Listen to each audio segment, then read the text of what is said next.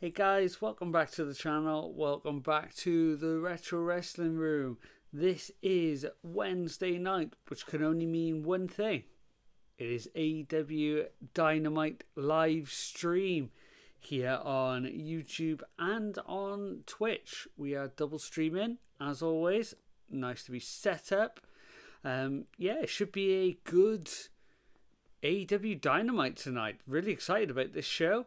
We've got let's have a look. I am not linked up audio wise with my headphones. Let's double click on that. There we go. Finally logged in. All set up. Don't think that is set up there. Let's set that up. So we've got MJF's music already starting up. So we have got, let me click on the right screen, there we are, MJF and Hangman Adam Page are going to be facing off tonight. Interested to see what these two have got in store. Because they have been going back and forth the last few weeks, kind of intersecting the Jeff Jarrett feud that was happening at the time. Wonder what's happening with that now. I'm not quite sure. Right. Okay, so I think those two are both running. Should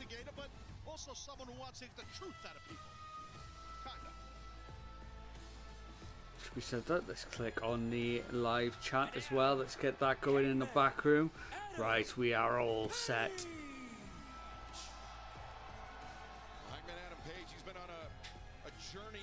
Adam Page making his way down to the ring now.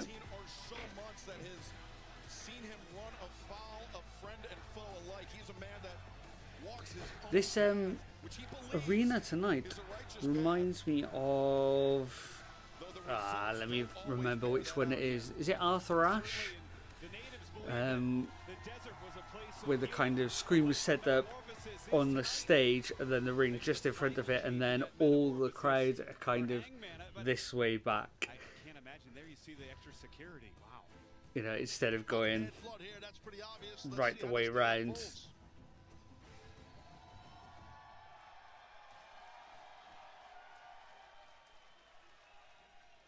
Okay, is that where the hard cam's going to be, facing the stage as well? Looks like it was set up that way then.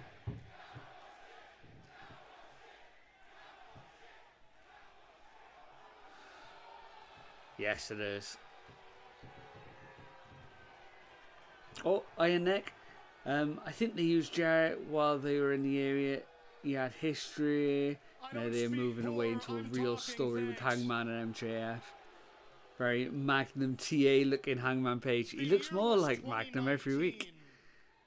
The first ever event in the history of this company was Double or Nothing. The first match in the history of this company was the Casino Battle Royal, in which the winner would have the opportunity to go on and become MJF with a world champion. Conor McGregor-esque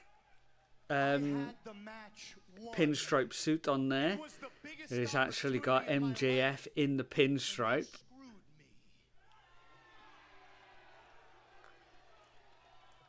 I don't know if he's worn that suit before, but that's the first time I think I've noticed. So you know what I did? I had to scratch and claw my way back up to the top. Nick, just because I see that you're in the chat, can you hear the audio of Dynamite coming through the screen at all? My end.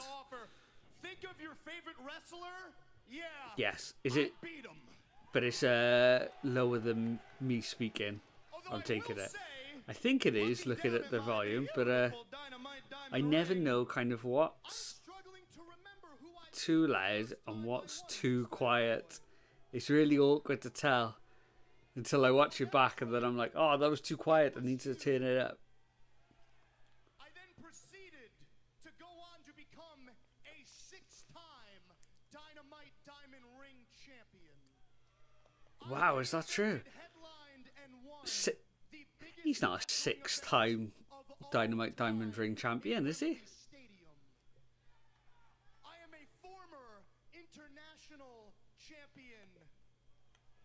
MJF running down all his credentials here. Reigning AEW World Champion. That's the most important one.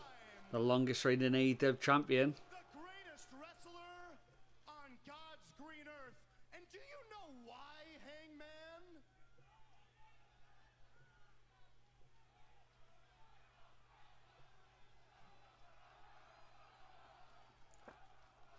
A very rude crowd towards MJF again tonight. Why? Because my name is Maxwell Jacob Friedman, and I'm better than you, and you know it. I like how the crowd... Hey, Tony D is back in the chat. How's it going, mate? I was just about to say, it's always funny to see, because everybody loves MJF in real life so much. They always want to talk along with his catchphrases, but then it's immediately boos as they finish chanting along with him. But when you listed all of your accomplishments you sounded angry about. All of that, and you can't be happy. Is it because there's something that you still haven't been able to win?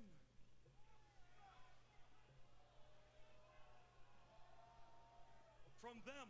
How about you shut your mouth? Oh, what? What's MG talking about? Is it the respect from the fans, maybe? No. You think I care about them? I don't give a damn about them. You shut the hell up.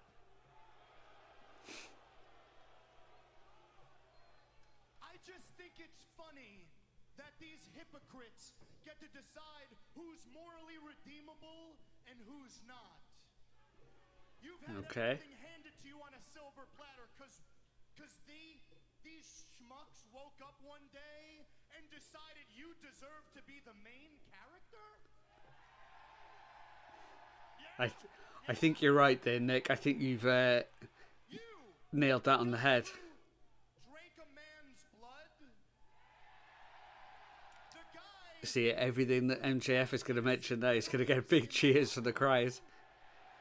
The guy who drove a syringe through a human being's face? The guy who was low down and vile enough to burn a man's house down to ash. But he's the good guy, right? Yeah! Yeah, you're the good guy. Just ask them. They'll tell you. Hangman did nothing wrong. These morons will chant cowboy shit at the top of their lungs. Here they go. Yeah, exactly, Nick. There was nobody in the house when he burned it down. Completely fine. MJF is the master of All the warm and fuzzies getting the crowd to do things, isn't he? he loves Hangman Adam Page. Yeah. But I got a question for you, bud. Okay. What's this question going to be? Do you love you? Did you love yourself after you ended the career of your mentor? Huh? After you absolutely demolished that worthless, talentless jobber hack, Christopher Daniels? Don't you dare! Don't you dare! Christopher Daniels is 10 times the man that you will ever be. And if I could rip out my spine and give it to him, I would do it in a heartbeat. Okay, MJF getting back into Hangman's skin again. And if there's a wrestling company in our lifetimes, he gave a part of his life to it. I think I super duper very, very, very behind. Oh no. For his life, he died a warrior's death, and in the storylines, Tony, or on the actual stream? Nick says, yeah, come on, Max. Only Hangman can insult and beat up Daniels. Exactly. He took care of professional wrestling even when professional wrestling did not take care of him. Hangman putting over Daniels almost all. Oh, I'm sorry, Tony. Try and sync it up a little bit if you can. If not, we'll let you know what's happening. Don't worry, mate. Nick saying that. All right, yeah, bro.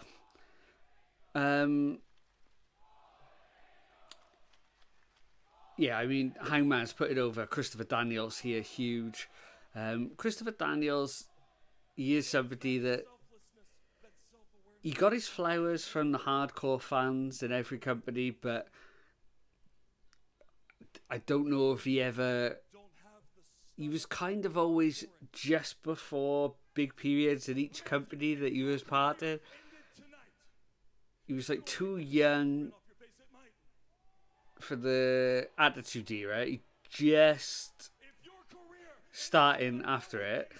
Then he was like a little bit too old for the bigger TNA period. Like he was there at the start when ROH kind of became cool again.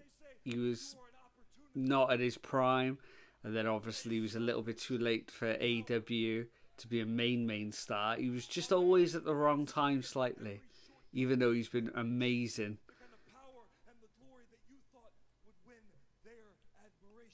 Exactly, Nick. Nick says that Daniels was 20 years too early for AEW. A younger Daniels would have been perfect, and he would have.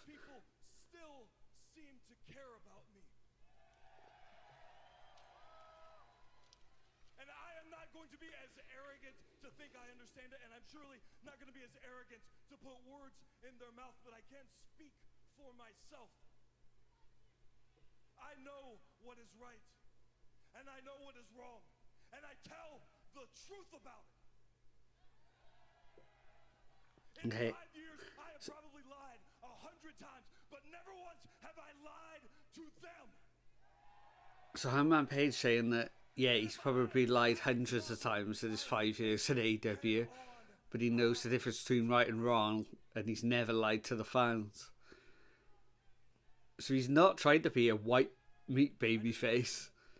I didn't hide it, and everything that I have had, I have worked for. He's just a good guy compared to MJF. And a family. Through all of this that has stood by me unconditionally, I worked for it. It was not easy.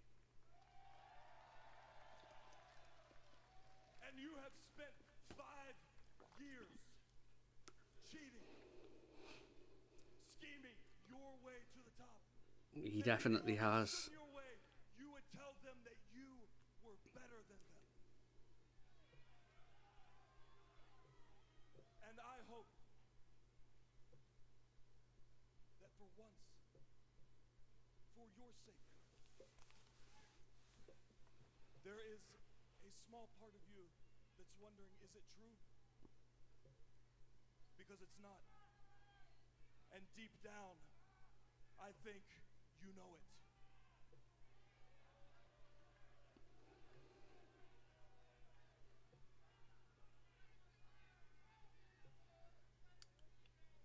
Okay.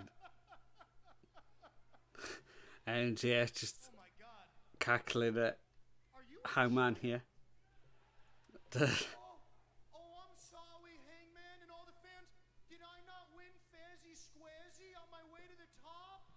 Oh no. Hey, newsflash, dipshits. The history books don't give a damn how you get the job done. I earned everything.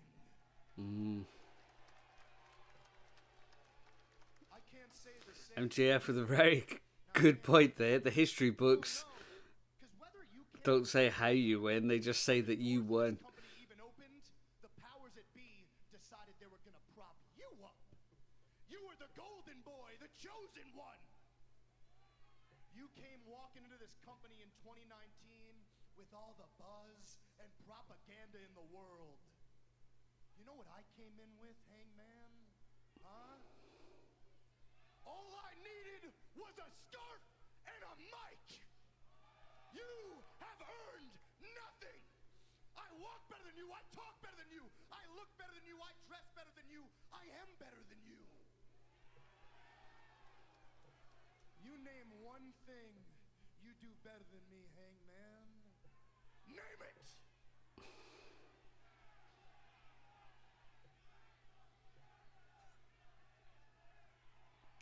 Wrestle. I am real. Okay.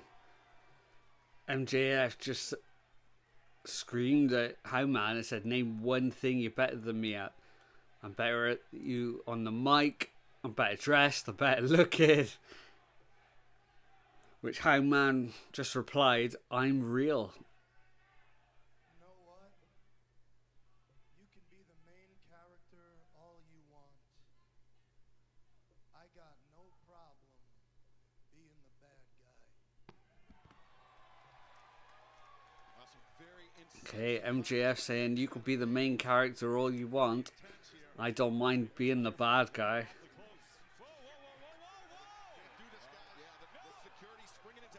Okay, they've both taken their jackets off. We're going to get a brawl here.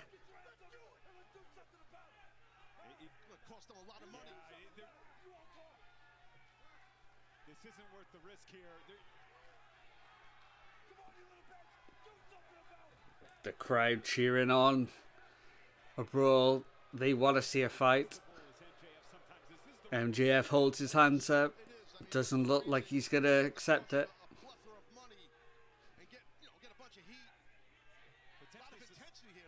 It's rare to see MJF take the high road or to be the bigger man in a situation like this, but maybe he's thinking with his wallet. MJF just spitted in the face of Hangman. Oh, that's gross.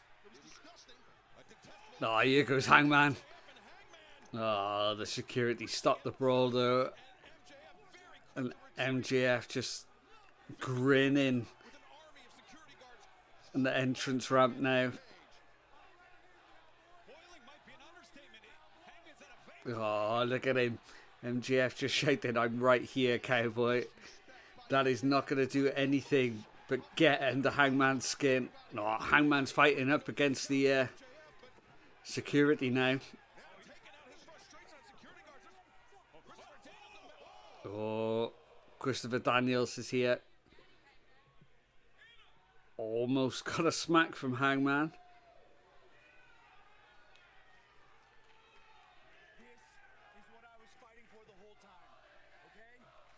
You're right, it was a good segment,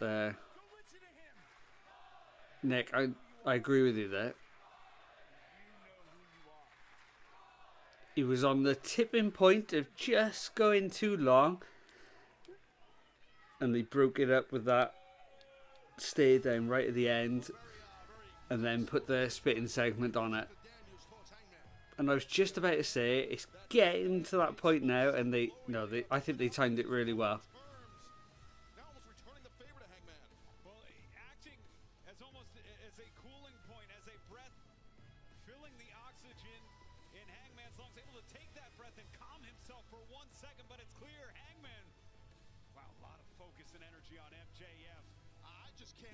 Christopher Daniels clearing up the ring here. Notice how Christopher Daniels grabbed Hangman's jacket, but he didn't grab MJF's jacket. He's going to leave that for somebody else. There we go, the street fight tonight. Powerhouse Hobbs versus Big Bill. Big Bill, who was apparently massively over in Australia, just like he was in the UK. We got the Ops versus the Patriarchy. This is going to be a huge match, and it just got a massive pop from the crowd there as well. Kris Statlander versus Megan Page. And Orange Cassidy versus Roderick Strong. Just listening to the crowd then. I think you also got Hangman's wallet or phone. 2024, 2025 Big Bill, like 97 Bret Hart. Oh, yeah, you're right. I just realised what you meant by that. He is over everywhere but America. You are 100% right. You may be the first person to make that comparison. And I think you would get absolutely slaughtered on Twitter if you actually said that. But I knew what you meant. You are right. I'll use the highlights from a Grand Slam here. Here's Harley with the puppet. When I went to... Well, there's Tony D saying the night is off to a great start already.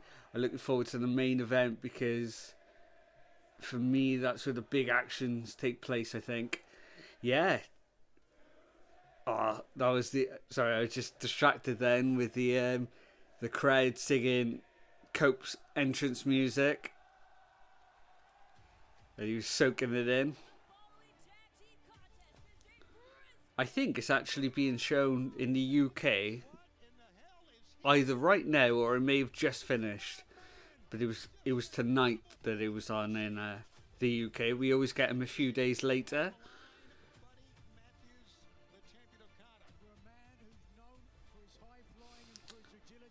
What I was saying about Big Bill, when he was in, because we went to see the Dynamite that was in Cardiff, Wales on the Wednesday, and then we went to All In London in England on the Saturday.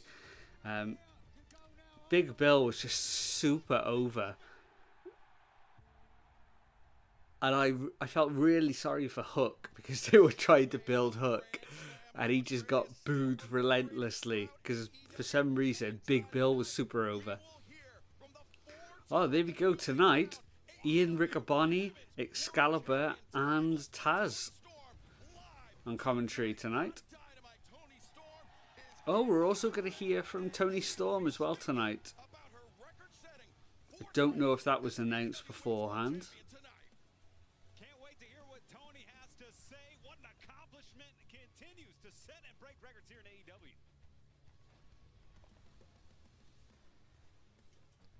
Get rid of that there.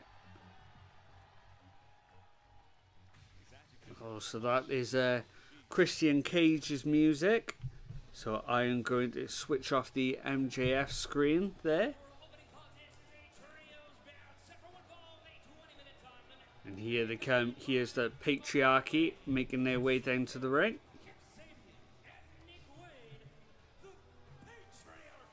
Start things off with MJF and now Christian Cage. Guys, I feel like we should be getting hazard pay for this one. Christian Cage, a detestable individual, and he will be in action live next on TBS and streaming on Max. Trios action as the Patriarchy take on Samoa Joe. Okay, so it may be going to... If you're linking it up, if you're on anything else, it's just going to the adverts now on TV. On Trello, we've just got a black screen at the moment. And just go into the AEW Dynamite screen there. Yeah, that opening segment, really good. What else was I going to say about it? I had a complete mind blank then. I was like, yeah, it's good. Looks like they're going towards Hangman MJF for the next pay-per-view Revolution, which is early March, I believe. So, oh gosh, only a couple of weeks already. We're already at the 20th of February. Well, I think it's the 19th of February for you. It's past midnight here in the UK, so it's come up as the 20th of February. Yeah, break in the USA. Okay, bro. What was I say about the pay-per-view? I thought, like, I had a feeling in my head that it was going to be this feud for All In Texas. That is what I had picked. So interesting to see that they've gone that route a little bit earlier than what I was predicting at the start of the year. Well, Millie's had enough. She doesn't like waiting for the breaks. She was into the MJF feud, but now she's run off. So we've already got announced Ospreay versus Fletcher in a steel cage match. It looks like we're going to have, well, depending on the results of other matches, but it looks like we're going to have Omega versus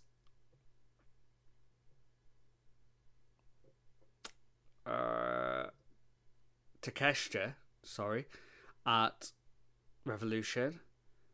We've got in the main event Cope versus John Moxley for the heavyweight title.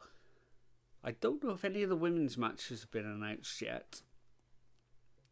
I mean, you look at that, and if they do Hangman versus MJF as well, that's a stacked card already. Good feuds all the way round. Good matches all round. So, I know people are not happy with the Death Riders still being the champion. But, you know, at the top of the card. But that's what it is. And it'll be a decent match, I think, Cope versus Moxley. I think they'll turn it up for the pay-per-view as well.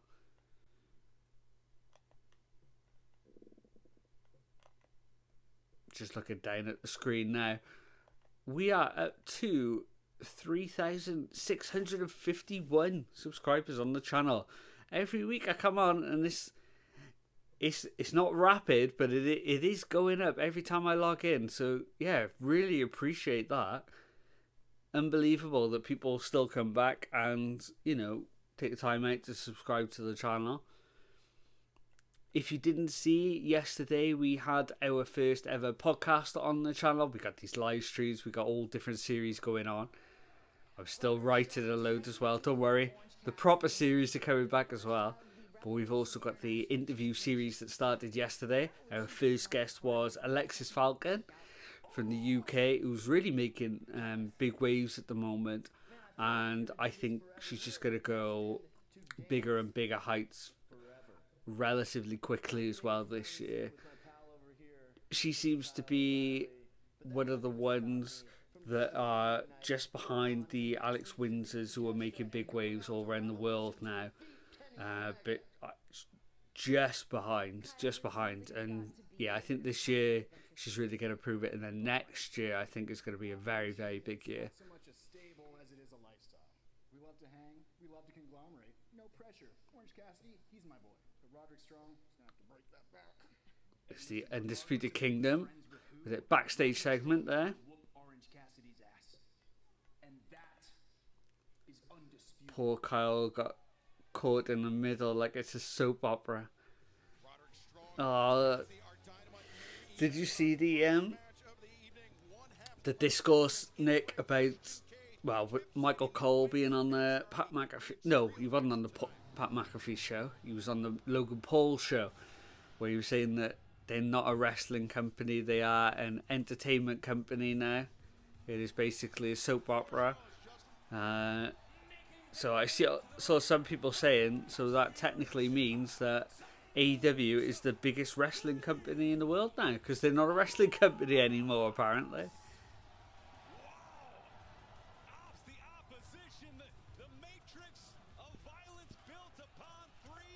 Look at these three for a tandem.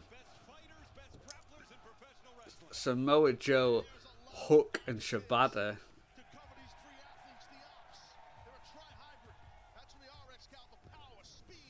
I mean, if they keep these three together for a while, Hook could just find this. What was the word I was looking for?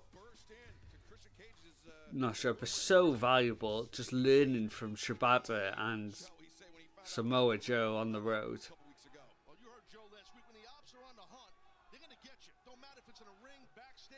Because his style falls so heavily into the styles of these two.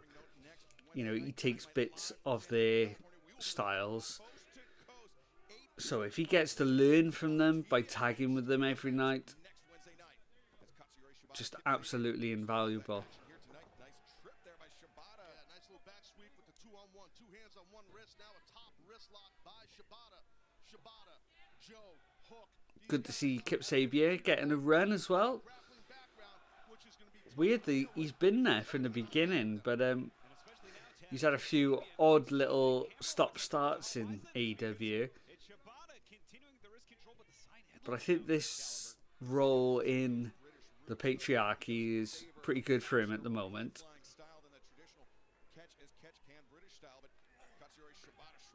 Side headlock from Kip Sabian. Thrown into the ropes by Shibata. Shibata with a big knee drops Kip Sabian there. And a big big kick to the back. And here comes Joe. Big cheers from the fans there. Oh, they could have Shibata and Samoa Joe taking it in turns to just lay chops in on Kip Sabian. Shibata dropped down.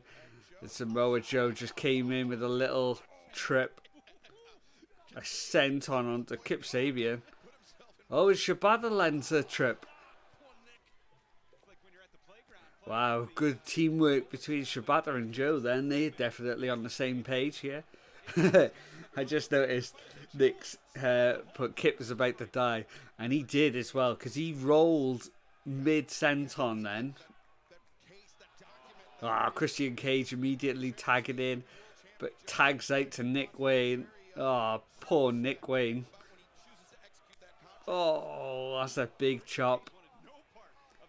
Tony D, I always have this question in my mind for years. So why wrestlers quit WWE or something to stop wrestling there, but then go to another company? I really get confused if they quit wrestling or not. Well, that's it. Some people are just not happy with the way it's run. It happens the other way around as well.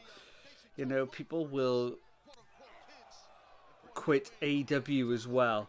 You know, if they're not happy with their place on the card, or if they're not happy with the booking that they're getting in a certain company, the good thing about having a number 2 company in the country is that if you're not happy in the one company, there's jobs available in the other one. So, you know, Samoa Joe, they weren't particularly happy in WWE.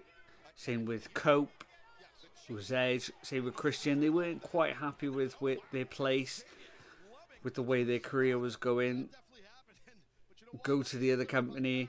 You know, it's fresh matchups, fresh storylines they can have.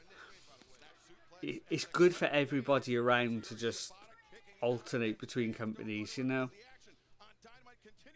And if you're done in one company, you could always go somewhere else and freshen things up. You know, even like somebody like, I know you said from WWE, but say Cody Rhodes, you know, he had loads of feuds within AEW. He couldn't challenge for the title because of a storyline that they put in place, and the crowd was starting to turn on him. So when he went to WWE, his character had kind of become a little bit stale in AEW, but in WWE it was fresh because they hadn't seen this Cody Rhodes before. So it completely changed his trajectory then. The same as if you could think of somebody in WWE now who maybe, say a Finn Balor. I don't know how much he can give in WWE anymore. Kind of like his storylines, they've always been doing this, or his place on the card has been doing this. So at some point, maybe somebody like, not necessarily Finn Balor, but somebody on that level could see value with going to AEW, starting afresh.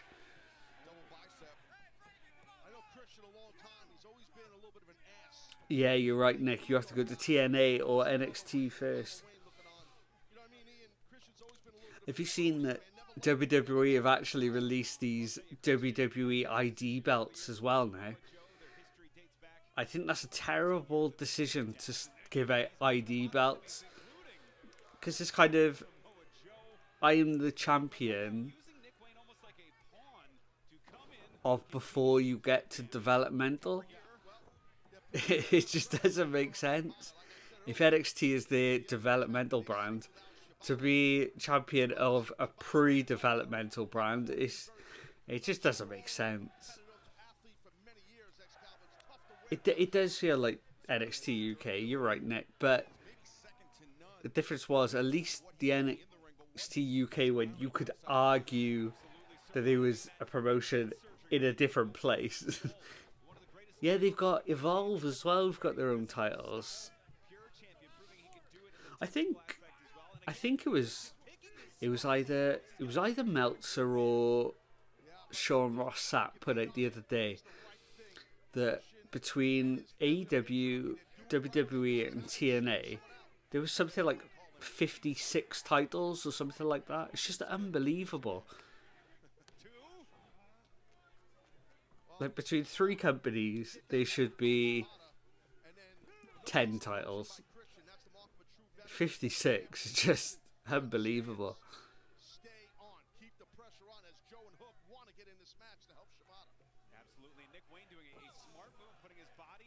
Well, I don't know if that's a good tactic from Nick Wayne to just laying punches on Shibata. I think you're going to need something more than just straight punches, because you don't want to get into a striking battle with Shibata.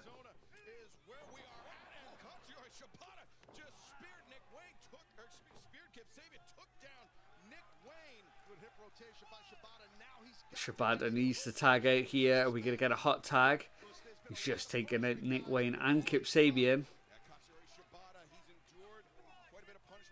Kip Sabian cuts him off.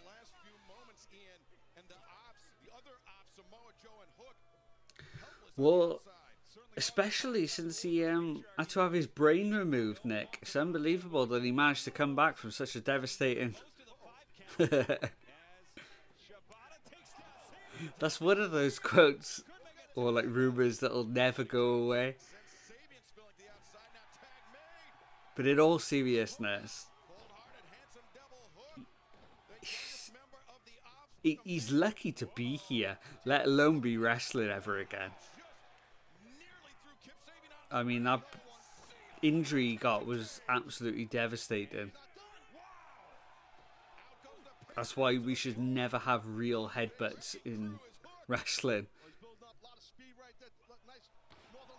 Oh, what a Northern Lights suplex from Hook. Look at that bridge. Nick says, one of the most emotional moments I've ever seen was him coming out of the G1 finals just to say, I'm alive. He was just so lucky. Oh, lovely suplex from Nick Wayne. Oh, big boot from Shibata. Kip Sabian up on top. Missile drop kick.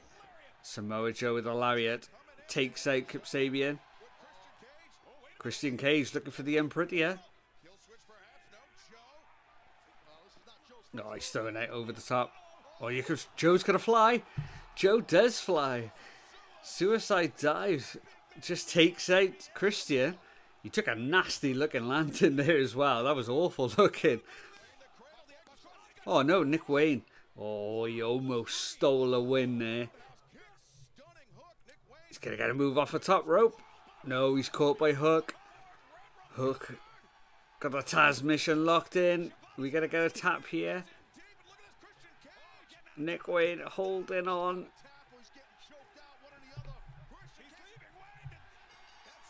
There it is. And there is the tap from Nick Wayne. The Ops pick up the big win here.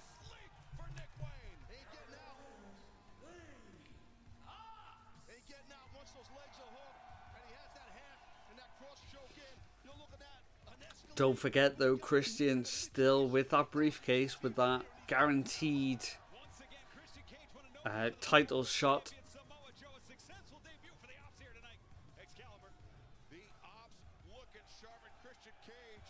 Okay, so what are the odds that he is going to cash in at Revolution?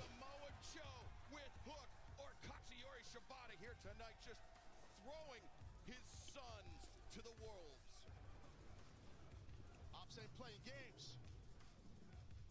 Excalibur, I think we're getting a special announcement here. That's right, Tony Khan has There you go. There's the announcement.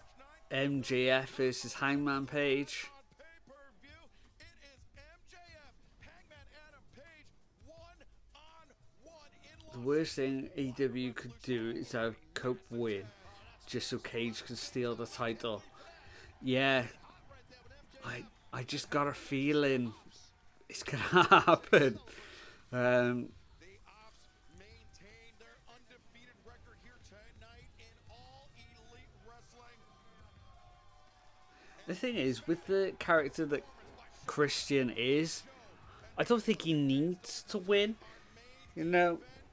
But I don't know. I just got a feeling that's the way it's gonna go. Statlander and Bayne meet one-on-one after what went down 1 week ago, and the match, the Okay, so we've still got the Bayne versus Kris Statlander match and Powerhouse Hobbs in the street fight. Oh, which is next? Okay, so what? That's next. Wow, I thought that was going to be the main event. I would have bet that was going to be the main event. So, I mean, Bayne, Statlander, and then Orange Cassidy. So is Orange Cassidy going to be in the main event? Okay. Interesting. Right, let's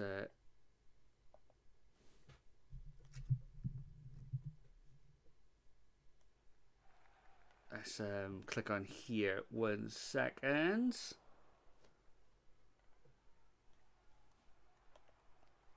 If I click on my channel there we go. Lovely. So I can get the link, and let's click on Twitter. There we go. For our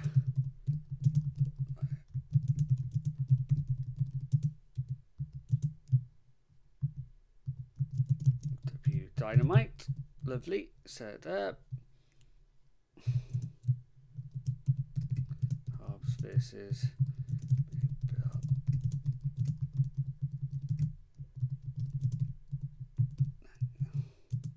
There we go. Lovely stuff. Right, why isn't AEW Dynamite?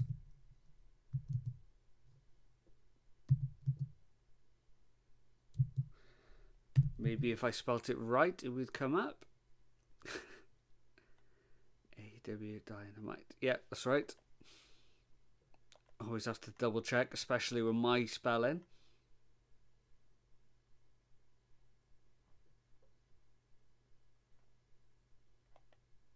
Sorted. Right. So, yeah, we have just got the AEW Dynamite screen at the moment. Oh, can't get comfy yet. It's wriggling away. Yeah, looking forward to this street fight. Could be something a bit interesting, very different. I remember a famous street fight in the early days or early-ish days of AEW. It was Best Friends versus somebody. I think that actually had a 5-star match rating, shockingly, in AEW. Let's have a look. 5-star match ratings. Let's click on that list there. I get it up. I can't remember who it was against. So it would have been 2019, maybe 2020, somewhere around that time. I thought it was quite early on. It was 2020, September 16th, 2020. It was Best Friends versus Santana and Ortiz. I forgot who it was against. Okay. Oh, there you go. Nick, new look straight away. Pack it up, bro.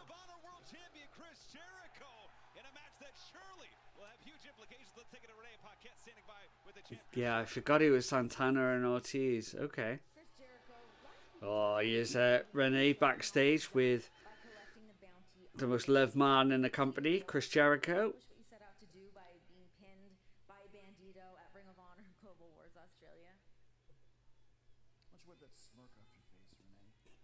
You think you can talk to Chris Jericho that way? No. What makes you think I'm not going to have you thrown out of the building? I can do that, you know. If it wasn't for me, you wouldn't have a job. Nobody here in AEW would have a job. Because the truth is this. No Chris Jericho, no AEW. And that is a fact. Not pro wrestling rhetoric. Yet instead of getting treated with respect like a living legend, I get treated with vitriol, disrespect. Why is that? Am I too nice? Maybe it's time for the learning tree to teach a history lesson. Okay. Chris Jericho saying that if it wasn't for him, AEW would not be here. Down the street in Brisbane, Australia, just a few days ago, and people say, "Hey, Chris, can we take a picture with you?" And a guy like Bandito is the one that they hand the camera to take that picture. But Bandito, you got a victory. It's one of your life over me in Australia. Congratulations. So what I'm going to do is give you a chance at this Ring of Honor World Championship this Saturday on Collision. Forget about the bounty, Bandito. Doesn't mean anything. You get your chance to beat me. Okay, Chris Jericho putting the ROH World title on the line against Bandito. Getting a little bit too comfortable around Chris funkin' Jericho. Okay, bit more fire in Jericho's character there. He's been very nicey as of late, but he's a bit more angry there. Bit shocking from Chris Jericho. He's obviously not taking that loss to Bandito the other night very well. Jericho, how could fans know it's Bandito without the mask? Yeah, exactly. If Bandito's in the zoo without a mask, how are people gonna know it's him?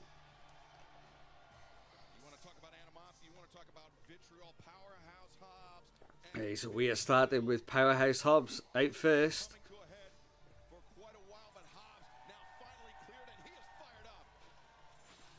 Decent pop for him there. That's nice of AEW to provide a shopping trolley full of goods on the entrance ramp. Powerhouse Hobbs opted for a trash can.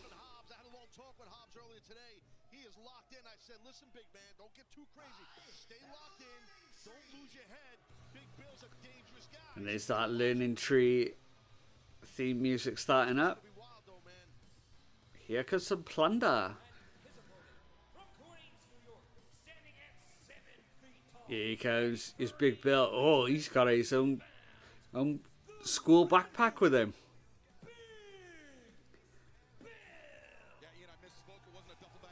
Just got off the school bus, apparently, Big Bill.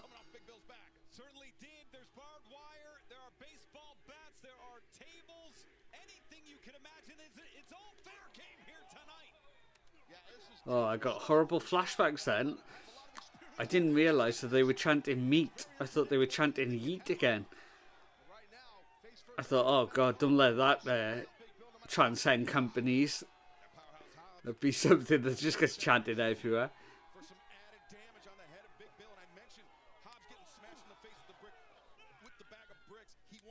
Oh, Big Bill with a massive uppercut there.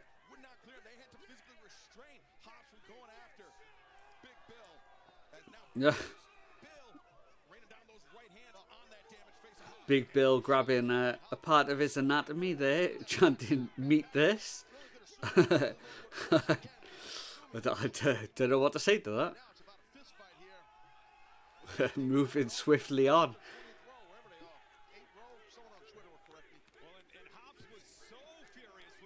I need someone to use a bicycle. That'd be amazing. I'd be well into that.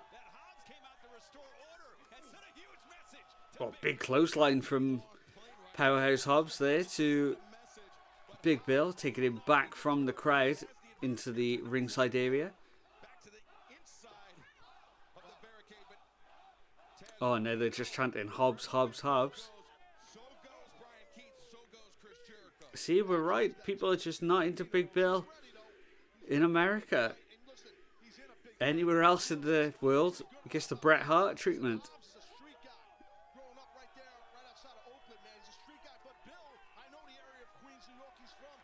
Oh, I think he's got something in his hand here. Oh, Hobbs keep running in. What is it? Like a speaker or something. Yeah, I think I caught Hobbs in the knee. God, those things. Well, remember how this all began between the Learning Tree and Powerhouse Hobbs. It's a keyboard. What? Oh, God. Oh. It was Chris Jericho. It was Brian Keith. It was Big, massive after that damaged knee to keep him out. hit there for Big Bill. At Collision last month. It certainly was. He hocked it at him. He really did. Oh, okay, he's got a big, massive wrench here. Oh, he missed. He caught the steel steps. I think it dented them.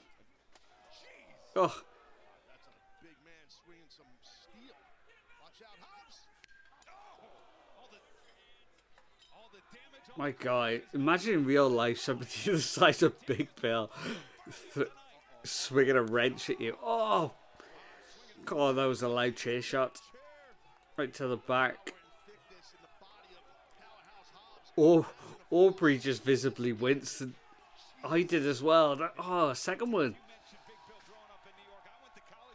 My God, that had some sting on that shot.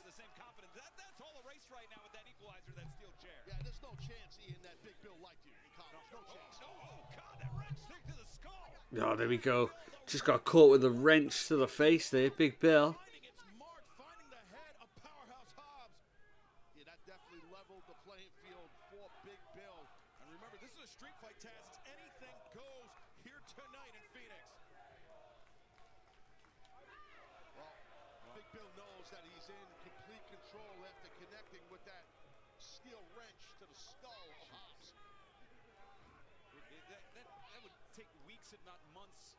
So AEW have gone back to the traditional steel steps here instead of the little stool that they had at Grand Slam that people were kicking off about. Looks like we got a regulation size ring as well tonight, which is nice to see. Oh, Big Bill's going for a chokeslam here. Oh, big chokeslam onto the steel steps on the outside. Busted open from that wrench shot as well. We are going to go to a commercial break, maybe. Okay, they're sticking with it on Triller. That was a nasty, nasty chokeslam there on the steel steps.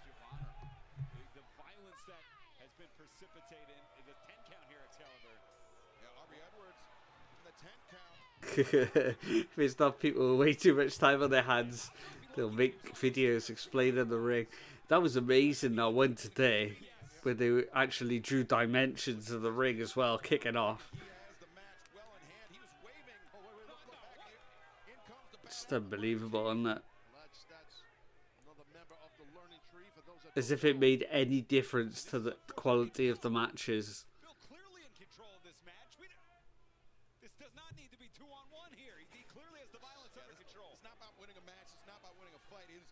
Big Bill just moving the steps around now. He's moved them up onto the staging. Hobbs really struggling to get back to his feet here. Looking out of it.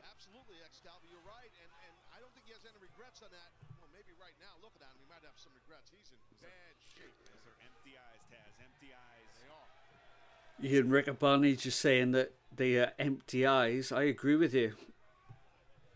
His eyes are open, but it doesn't look like anybody's home for Powerhouse Hobbs. Okay, we should be back now. Nothing happened in the break there. Just that Big Bill has put steel steps on the entranceway.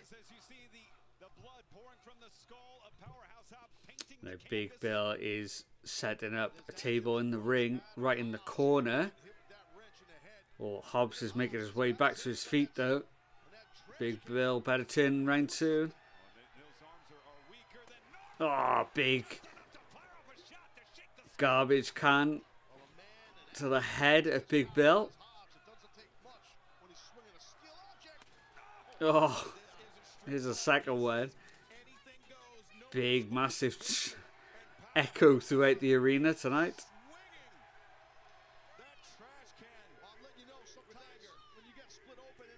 Big meat chant again from the crowd here. Oh wow, is he looking to power slam Big Bill? Oh, because Brian Keith.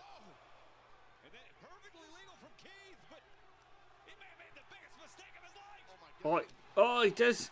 He gets choke slammed through the table. Oh, just launched from Powerhouse Hobbs. Big boot from Big Bill.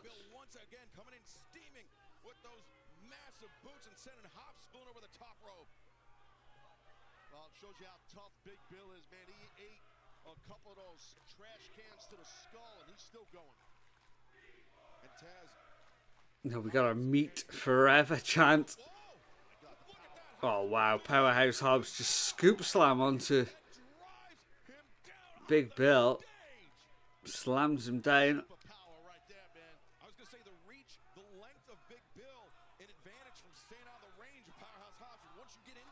Hobbs looks like he's got something in mind here. And Hobbs was smart enough. Oh, now he's got himself again with, I'm thinking those are the bricks in there.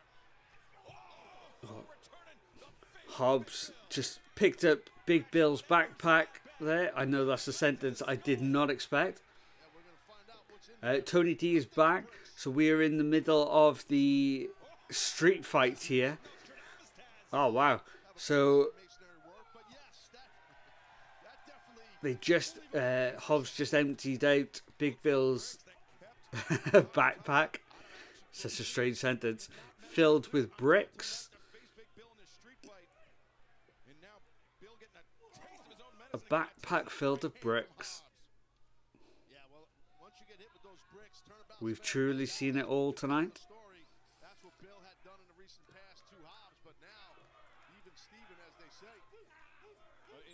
Powerhouse Hobbs has also taken out Brian Keith. Just absolutely launched him with the chokeslam through a table in the ring. Common in the NYC school system. It builds character to fill kids' backpacks full of bricks. Get them to walk around the block a few times.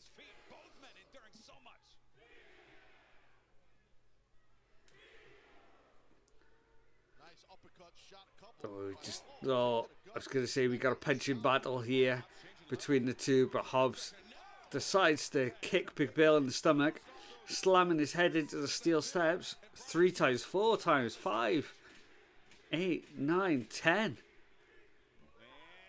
Oh, 11 shots I counted into the steel steps.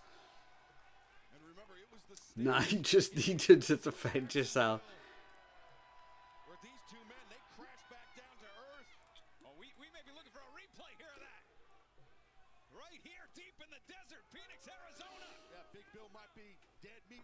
Okay, Hobbs is lifting up Big Bill. They stood very cautiously on these steel steps. Oh, and he throws him off through the table on the outside. He's got barbed wire on the back. Oh. Oh, that's going to cut him up pretty nasty.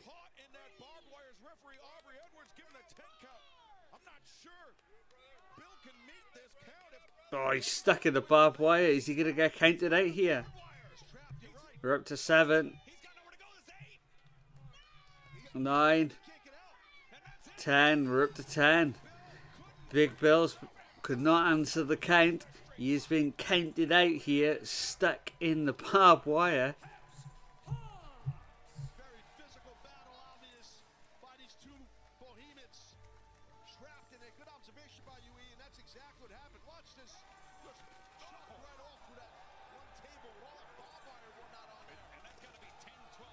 Oh. Top of the steps down to the floor there. Excalibur. Just a cacophony of violence we've witnessed. Vindication here tonight for Powerhouse Hobbs. So Powerhouse Hobbs tenderizing the meat. Hobbs picks up the big win here on Dynamite. And that concludes the first hour of Dynamite here tonight. I will tell you this, I'm very happy, Ian, for Powerhouse Hobbs. That's all. Powerhouse Hobbs hitting that 50-point full court shot.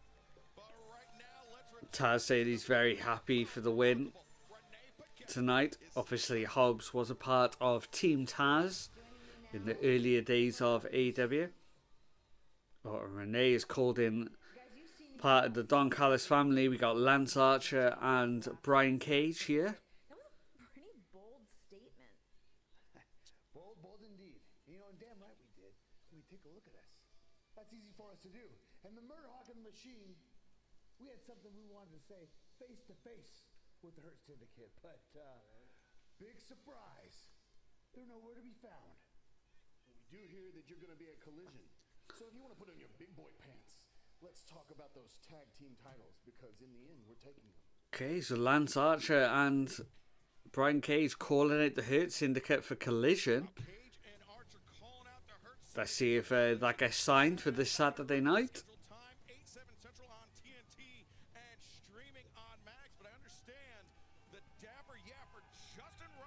The crowd set up like this, I mean, it looks like a decent sized crowd. And it's a cool looking venue.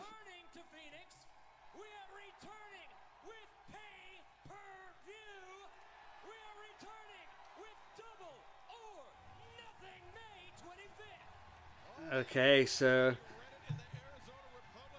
Justin Roberts telling the crowd that they are returning to Phoenix in May, back here, and they're going to be for the pay-per-view Double or Nothing. We get a big AEW chant here.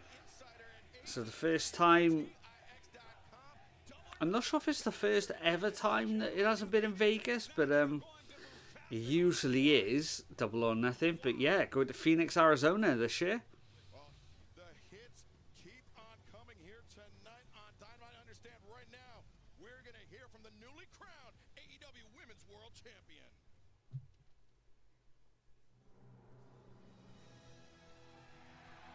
Oh, and here is Tony Storm. We'll knock this off there, so we'll just go back to the main screen. You coming back in? Trouble? You want to see Tony Storm? Come on then.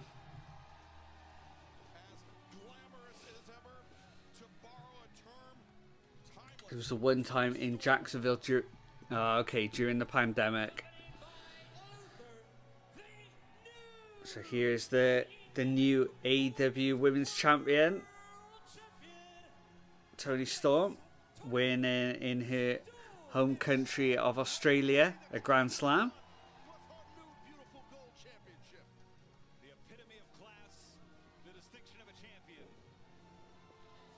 Come on, cut chin.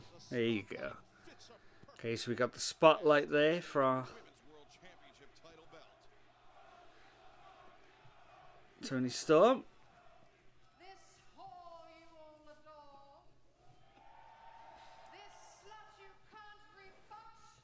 This champ is your new champ. Wow. Okay, the whore you can't help but adore. In front of friends, family, The slut you can't rebut. I faced The tramp who's your new champ. Hell of a start to this promo. who broke my heart, took my title, and ruined my soul. Mariah May, you sick bitch! But Mariah, I am so proud of you, because you gave me the fight of my life, and then I beat you with my small package. They say the best things come in small packages, but darling, you should have worn protection attention because I railed you with the biggest package there's ever been. Mariah May has been defeated. Mariah May has been exiled. Caught me off guard, that sentence. Wow. And now it's time for a cheap plug. I'm starring in the new film Queen of the Ring in theaters March 7. Do enjoy. And as for this champion, She's so good on the mic. I'm usually not into silly gimmicks. I'm more of a straight wrestler kind of fan. But women of wrestling, she is really, really good in this role. because whether you're here to stick your chin up or your tits out or you're Kris Statlander or Willow Nightingale or Wendy Bloody Richter, if you want to go face to face, tit to tit or lip to lip, I'm not hard to find, darling. For God is a woman, and her name is Timeless.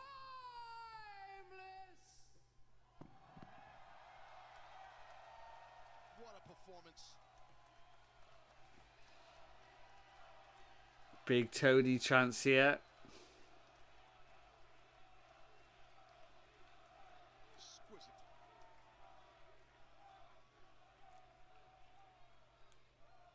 Some very memorable lines that I think are going to be tweeted non-stop coming up. Oh wow, Gabe Kidd. The most bad intentioned man in pro wrestling today, Gabe Kidd. The New Japan Strong. What is this? Chip on his shoulder. Kid going for a smash mouth style. Clips from Gabe Kidd's match against Kenny Omega then as well.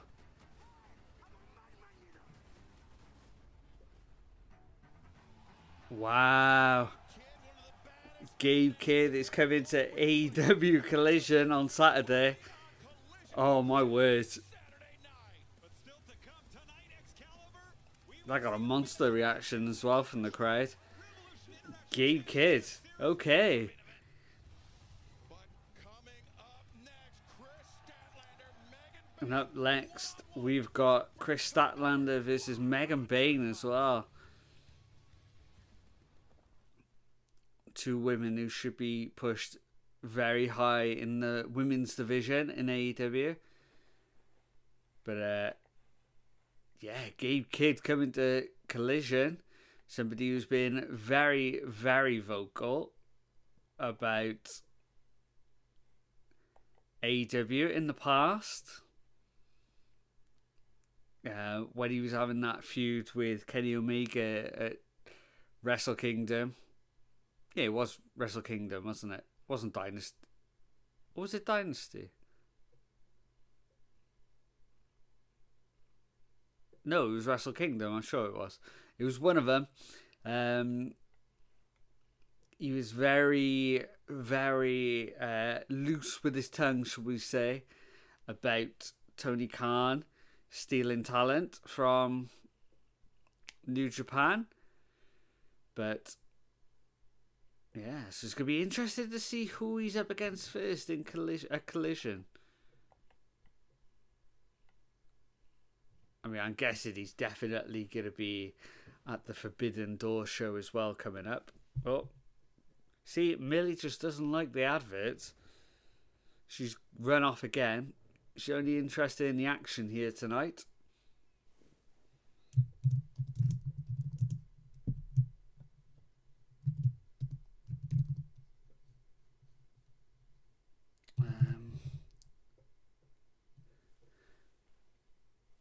Is Gabe Kidd on Twitter?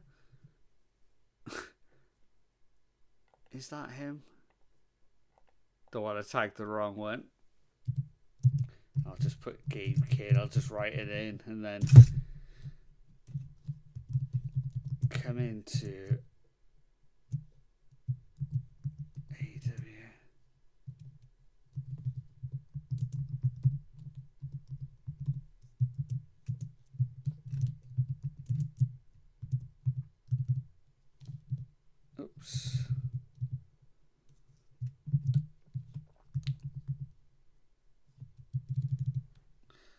Why can't I type? I do not know. Why am I struggling here? What's going on? AEW is unmissable this weekend.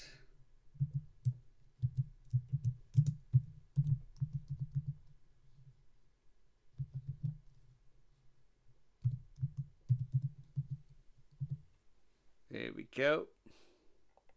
All sorted. Tweet that out there. Not as loose as Chris Charlton. No, it was Wrestle Kingdom as well. Okay, I thought it was. No, not quite as loose as Chris Charlton. What's happened there? Has he come back to New Japan? Because I don't watch it religiously. I'm not sure.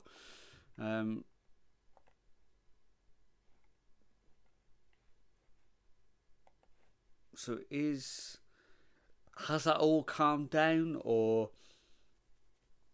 is he still on the outs from the company?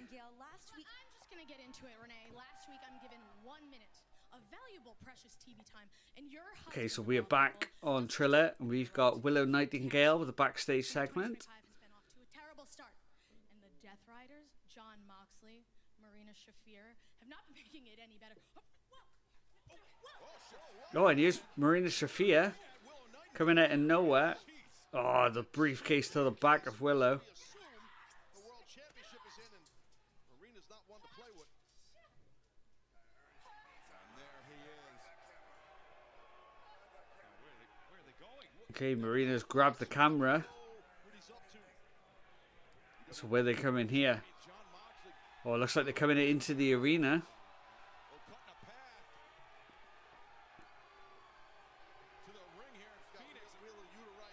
There's Wheeler Yuta with them as well.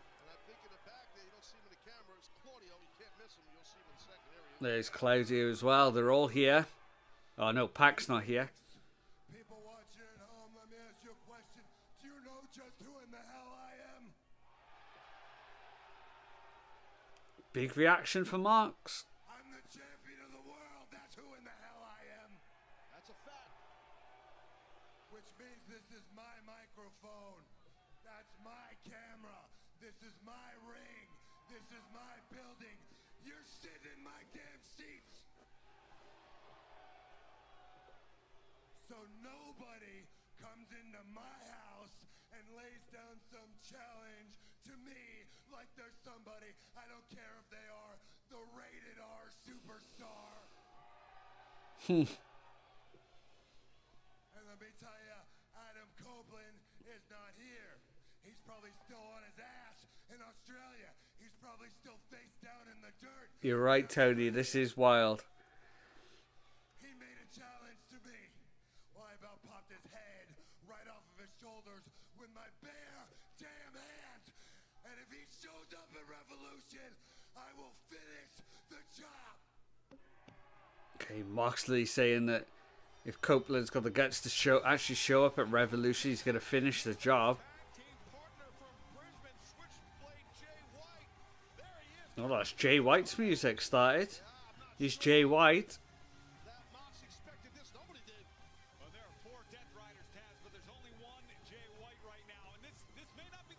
Oh no, here's Pac. Full gear Pac. Coming out on the stage. Okay, Jay White needs some help here.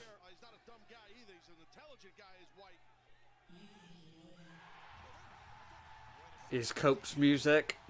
I keep saying it. Cope versus Mox is a match. White versus Mox is the end game. I sure hope so. They need to build up Jay White big though. Oh, Jay White with the Blade Runner onto Pac on the entranceway. And we got a spear from Cope onto Wheeler Yuta there. Blade Runner to Claudio. Oh, no. Just held up in the Blade Runner position for a switch spear they just called it. Okay, I like that. Oh, Max has got that big spike.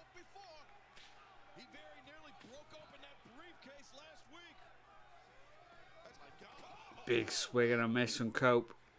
Good job I didn't hit anybody in the Death Riders. Okay, and the Death Riders are retreating here. Oh, but Cope is chasing them through the crowd.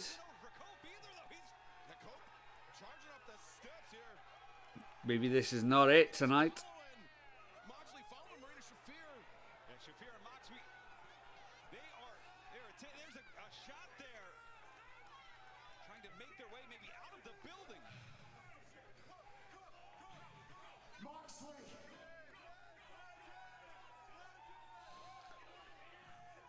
This isn't your arena. These aren't your seats. These aren't your people. They're my people. Cope saying that these are not your people, Mox. These are my people. And he got a big cheer for it as well. Whatever bridge you live under, you scumbag. But I know you're gonna see this. You're a coward. You got no nuts, you got no guts, you got no spine. You need your little goon squad? Well, guess what? As of now, I am gonna take them out. One by one by one. Hey, Mox saying that he's going to take it the Death Riders one by one by one. Man to man, and I am gonna kick your ass. Okay. Another fiery promo here tonight.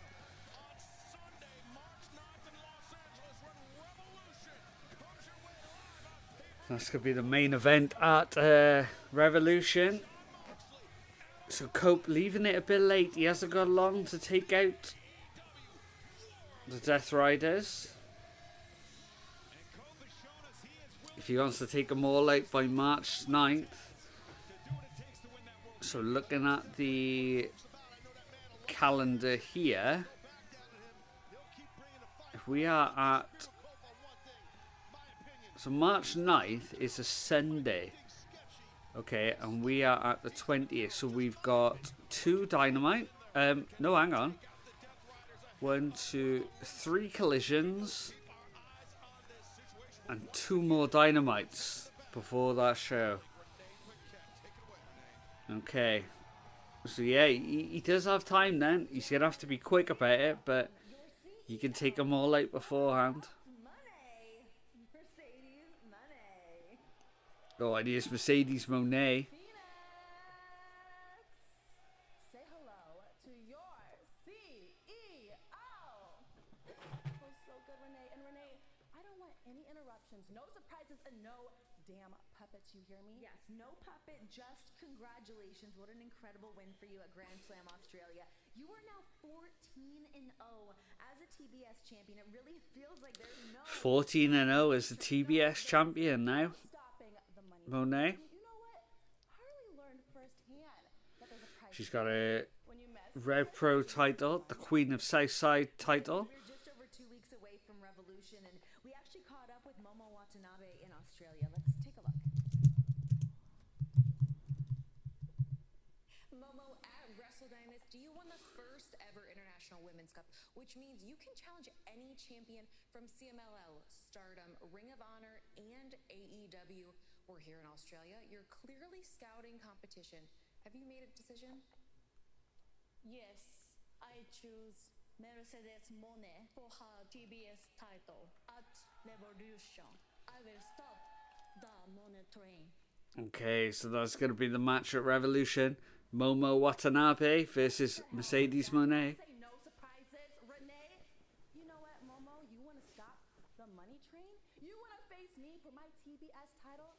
Then you need to show up to Dynamite and say it to my Good face. girl, there we go. Stardom's Momo Watanabe calling her shot for the TBS Championship, and Mercedes Moné. So whose music do we have here? Kris Statlander's music. The biggest event of the year. This next contest is set for one fall with a 20-minute time limit. Making her way to the ring from Long Island, New York, There she is. So let's flick over the screen. Statlander versus Bayne. It's got a big match feel about it. I hope these two really click, because these two are two women that could really be at the top of the card in AEW. Megan Bayne coming out there. I mean, look at that. She looks like $1,000,000. She looks like an absolute superstar. But her celebration was cut short. Not sure if it was by a production cue, if it was by Kris Statlander, but Megan Bayne, she didn't carry him. Certainly didn't. Megan Bayne disposing of her opponent very quickly. Kris Statlander, though, as you see, taking the shot there, and now it's Bayne and Statlander, and this is what has led tonight. So that was last week on the show. Unloading on Statlander. Yeah, I don't think it was a production poofa. I think that Statlander, just my opinion, she wanted to, put her foot in the ground regarding this Bayne here, and that's why she came out on her entrance while Bayne was exiting, in my opinion. Well, Megan Bayne and Kris Statlander, they first crossed paths last month. The first ever women's casino gauntlet match. A match which was won by Toni Storm en route to her victory over Mariah May in Brisbane this past weekend. But right now, these two athletes, Megan Bayne, Kris Statlander, widely regarded as two of the strongest pound-for-pound athletes. Okay, so we got a stare off here. Megan Bayne and Statlander in the middle of the ring. Statlander giving up height advantage. Probably giving up power advantage, I would have thought as well. Maybe has the speed advantage. And it always leaves the question mark open. Are they better than me? Are they stronger? Are they faster? Are they more powerful? Might get that answer here tonight. Let's see what Tony's saying there. The stadium looks so not curved up, almost make you fall, but looks like shows on stages, like, yeah. It does. It's very different, this layout. So the majority of the crowd is all, if we're looking at the screen there, is this way up. In there, it's all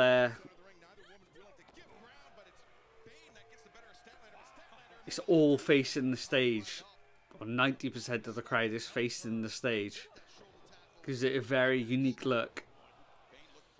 Megan Bayne missed the scent on there. Statlander hits hers though. Oh, the standing moonsault from Statlander as well. Kicking out barely a 2 count there for Statlander. Statlander, short drop kick to the side of the head. Statlander's an excellent athlete. I mean, we watched her over here for sure. AEW the past several years. You know her athleticism. Taz, I gotta ask you a question. It seems like Stat is maybe zigging where Bayne expected a zag. Yeah, I think you might be Statlander caught in a powerbomb position. She manages to get out of it though. Megan Bayne missed with the pump kick. Kris Statlander landed her roundhouse kick though. Big head of steam into the corner. Caught the leg. Oh, she's got Megan Bayne in an electric chair style position. No, Megan Bayne reverses though. Oh, misses with a big splash though. Oh, big spear from Megan Bayne.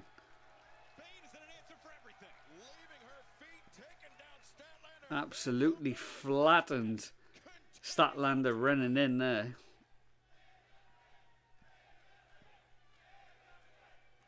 Megan Bayne standing tall. It seemed to me Bayne was expecting power. It was a choice early for Statlander. Yeah. To pick the speed up, to use some of that agility you talked about. Okay, big shoulder tackles in the corner. Kris Statlander feeling those. Shut down the athleticism by Statlander. You see it right now. God, I wish I had hair like Megan Bayne has got. Great hair. Don't we all like that? Beautiful. Taz saying that he wishes he had hair like Just that high leverage point, strike able to Megan Bayne. Could somebody please Photoshop that?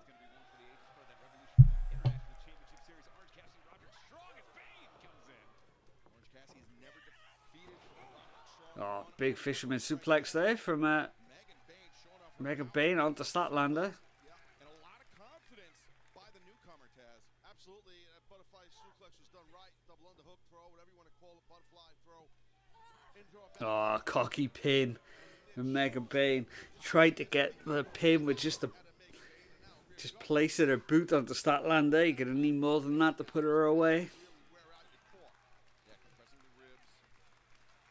Not just the muscles, but also the lungs as well. Trying to constrict the breathing of Kris Statlander. There goes the breathing. There goes the speed advantage. So back bear hug from like a back waist lock from Megan Bayne. Statlander elbowing, trying to get out. Hits the ropes. Oh, she got caught coming in. No. Belly to back. Belly to belly suplex. Like an overhead suplex there. Well, Bayne's playing chess right now. She let go of that rear waist lock because she knew Stat had eyes on the ropes. Charged in. Caught her right where she wanted Stat. Planted her down. And now, I think she wanted enough. Well, she Oh, overhead suplex again. It looked like Stat was trying to block it. No avail. Yeah, that's tough against an athlete as powerful as Megan Bayne. Kris Statlander trying as she might to anchor herself to the mat. And Bayne just still able to throw her Oh, big clothesline. You see Statlander tossed like Megan Bayne, Okada style, holds on to the wrist. that. But Megan Bayne is a special type of athlete. She's super strong, man. And doing the smart There's a third clothesline. with every clothesline until she knew she had Statlander worn down. Yeah, that keeps your opponent so close to you when you can control them, especially when they're hurting. Okay, Megan Bayne looks like she's going to go to the top here. Could be a mistake for Bayne. Heading to the ropes. Oh, she gets caught though. Big forearm from... Oh! Wow, what a quick suplex there. Snap suplex off the middle rope. Oh! And a Falcon Arrow from Megan Bayne. Quick reversal there. You thought she was going to get hit with another suplex. Quickly reversed at a Falcon Arrow. And a great exchange leaves both women down. Nick says, I'd be interested to see Penelope Ford shows up during this match, given 2 weeks in a row AEW teased Ford teaming with Bayne. Okay. AEW Dynamite back live on Let's keep an eye out for that then. That could be something that'll We knew that this was going to be a test of throw Statlander off in this match. this match exceeding our expectations. Wow, both women just clotheslines at each other, both refusing to go down. Big boot from Megan Bayne. She hits the ropes. Oh, the rolling clothesline from Statlander. Just dropping Bayne. Oh, With that kick, the back of the head that covers. The leg is home. and an axe kick there to the back of Evenly matched. This is a Bayne's head. Takes her down. Could only get a 2 though. Bayne's still holding onto the head though as she's getting up. Woman is giving an inch right now, Excalibur. Statlander could be looking for that Wednesday night fever, but Bayne definitely does not want to fight. Oh, Bayne with a massive forearm shot. Really threw her entire body into that one now. And a deadlift German suplex. The power on this lady. On the shoulder into the bottom of the neck there. Yeah, it definitely was, and that's why Stat rolled herself to that apron. She's trying to get some. What are we going to get on the apron here? Could be an unforced error though, as she's even more danger right now, Excalibur. Oh, I'm not sure if they, from this camera angle, I'm not sure if they were forearms or punches. Oh, but Bayne got caught. Just slammed down onto the hardest part of the ring there. That thud was sick. Taz telling us that the thud was thick. Sick even. Oh, but Bayne back to her feet already. Wow. Belly to back suplex. Statlander from the ring apron all the way back into the ring. What a good match this is so far. Wow, let's throw up the stars for this match because Who unloaded with a superplex. It's this is a very good match. to return fire, return volley. Well, you could feel that sense of urgency amping up here for both athletes. Now sledgehammer blows being exchanged on that top rope. Bayne tumbles back into the ring. Statlander, oh, watch out! Statlander's going to come flying here. Well, who's that? Wait, wait, Oh, you called it. Penelope Ford. I think it was. Yeah. Nick calls it yet again. We've seen them working for similar purposes as of late, and Oh, an F5.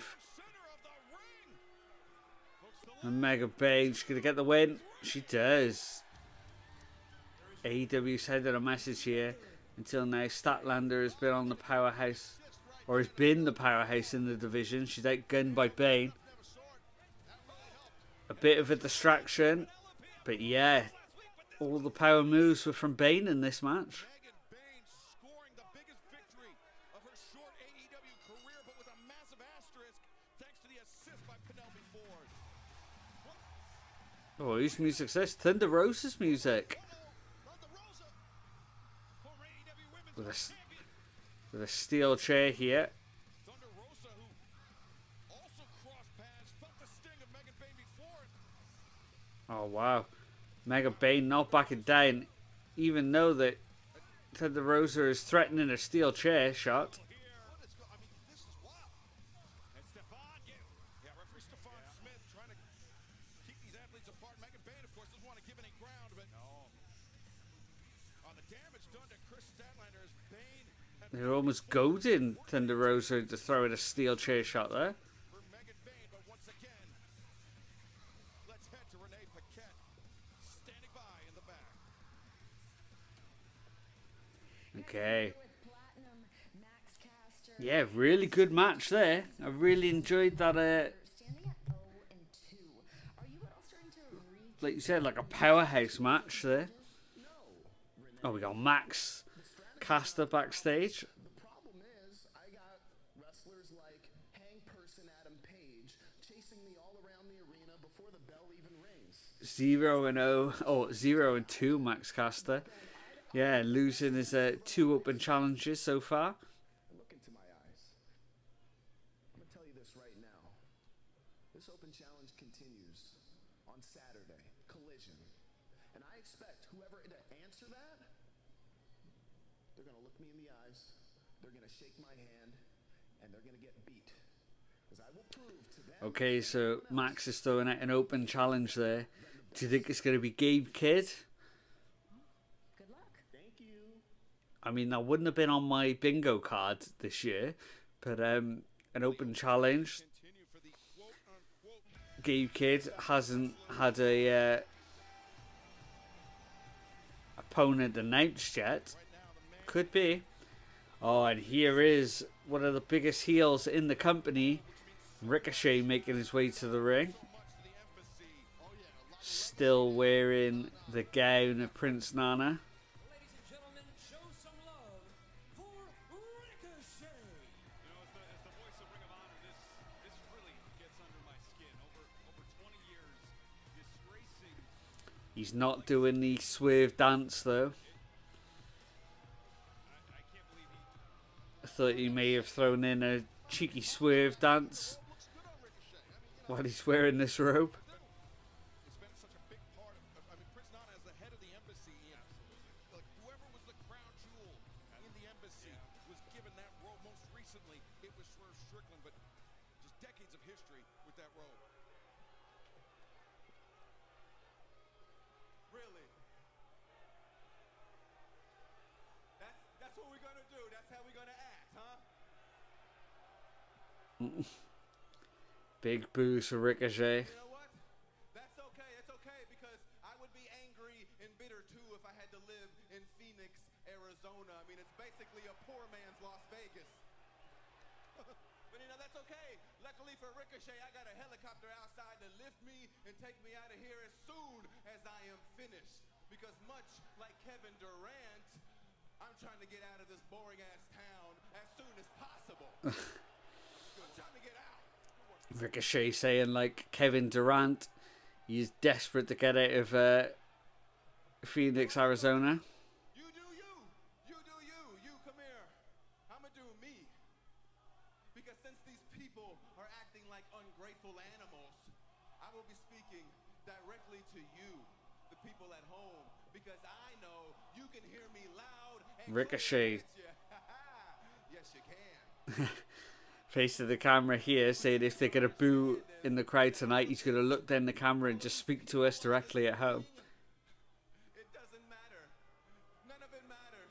Because when you boo a winner, you boo into a void of nothingness. And baby, Ricochet's a winner. And I proved it 2 weeks ago when I pinned Swerve Strickland to the mat. 1, 2, 3, baby. But in reality, I've been proving it from the moment that Tony saying, man, that guy fits so good in WWE for me. Ricochet, do you mean? of all y'all favorite wrestlers. I whooped Swerve's ass. I whooped Will's ass. Darby Allin ass. Commander ass. Got a Who's House, Swerve's House chant from the crowd. Much like everybody in attendance, Tried to get into Ricochet's skin. people watching at home would never understand is that winners, we always have something to show for it. And baby, does Ricochet have something to show for all of his success.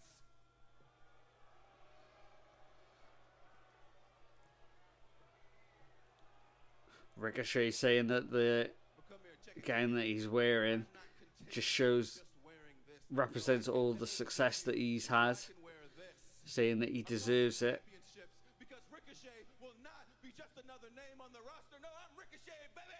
I will be the main name on this roster. I came to win, but more importantly, Ricochet came to win gold. Ricochet saying that he's not just here to win, he's here to win gold. That is where my sights are set for 2025. I want to be a champion in AEW. Oh, wait. Let me correct that. Let me start that over. Ricochet will be a champion in AEW. Okay, he's corrected us. He said that Ricochet will be a champion in 2025 in AEW. And here comes Swerve's music. Wow, the crowd all getting up onto their feet there. Look at that for a visual. Everybody standing when they hear the music of Swerve Strickland.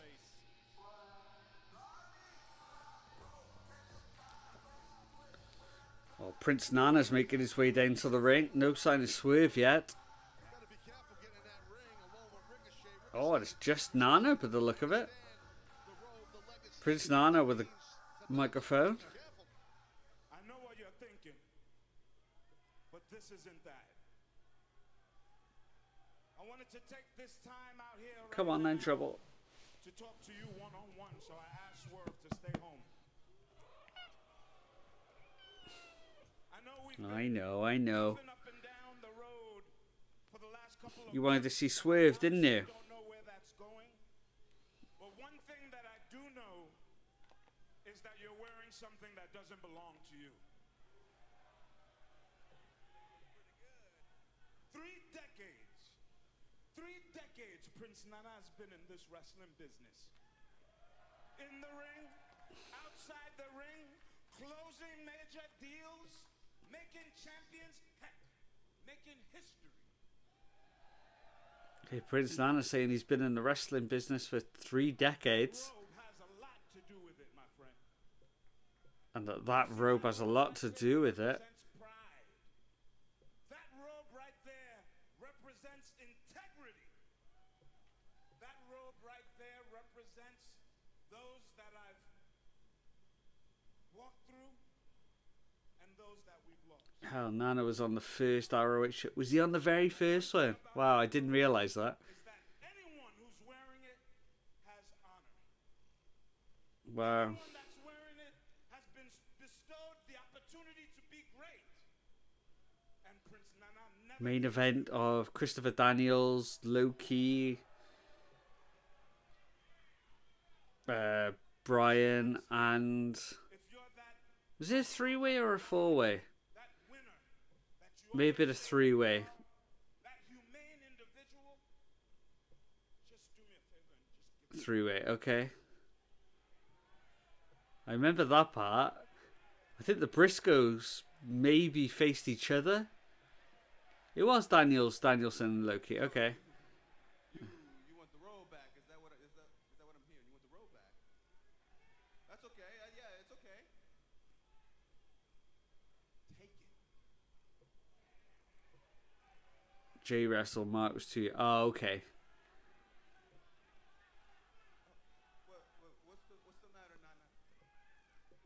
Are you gonna cry? That's okay. We all have emotions. You're not getting the road back, Nana.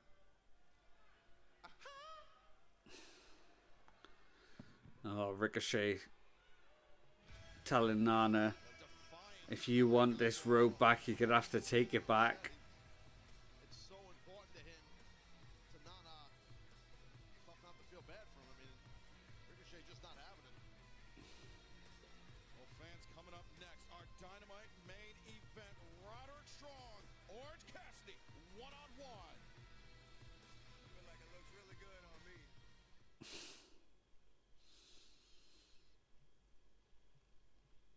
So we got 20 minutes left of the show, and it looks like our main event is going to be Orange Cassidy versus Roderick Strong.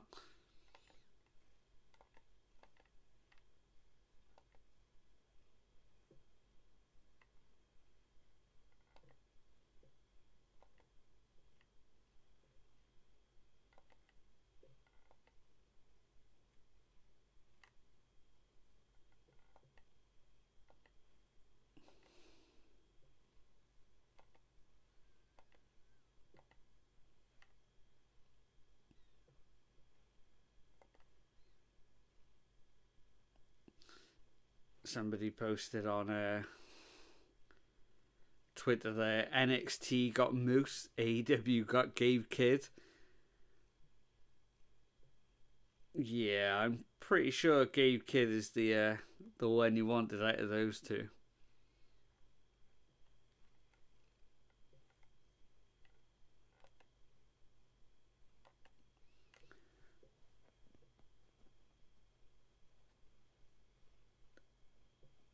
If anyone you could have got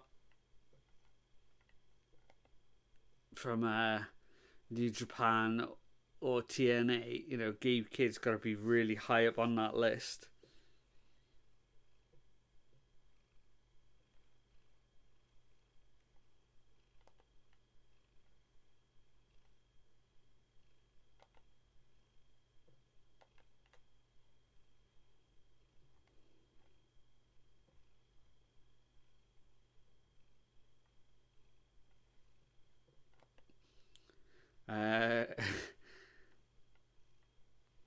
Mr.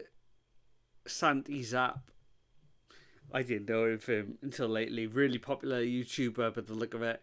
Had the greatest wrestlers at every letter, A to Z, on his channel versus that Denise Salcido.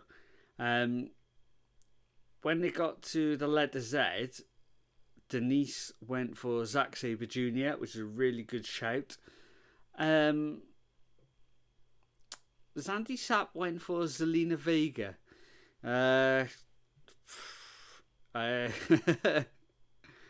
Nothing wrong with the Zelina Vega, but did he just forget that we live in a world where Zack Sabre Jr. exists, or what was going on there? Unbelievable.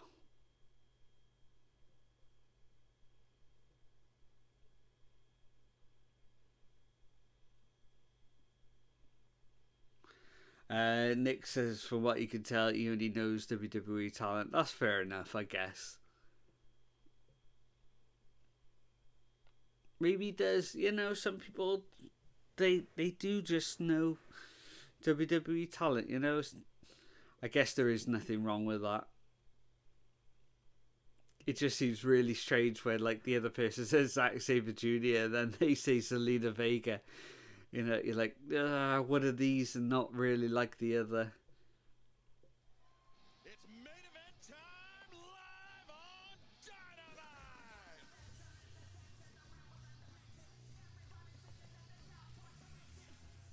Your Dynamite main event is a Revolution International Championship Series match set for one fall. Introducing first from Tampa, Florida, weighing 203 pounds, Roderick Strong. And speaking for Ian Rick Bonnie, speaking for Taz, and most certainly myself, we are proud to welcome the Hall of Fame voice of professional wrestling, good old JR Jim Ross, to the desk for the main event. It's great to be with you guys. Okay, so we got Jim Ross on commentary here now.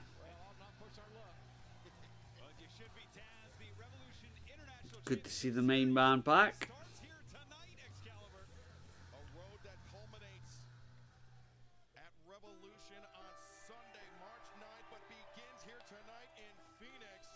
And there is the Jane theme tune.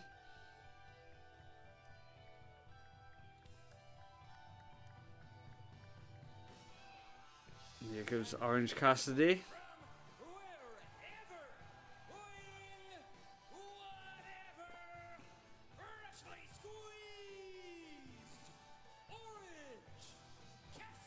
Haven't seen Orange Cassidy for a while.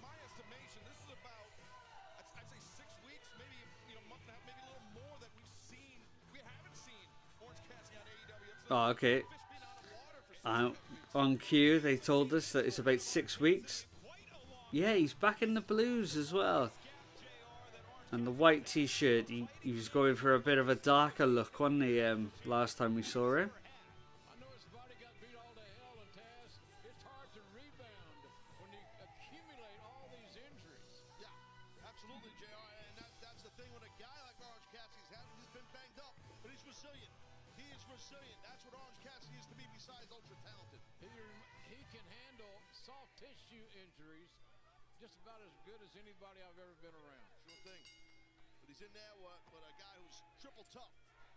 Okay, as the bell goes, Orange Cassidy still with his sunglasses on. There we go.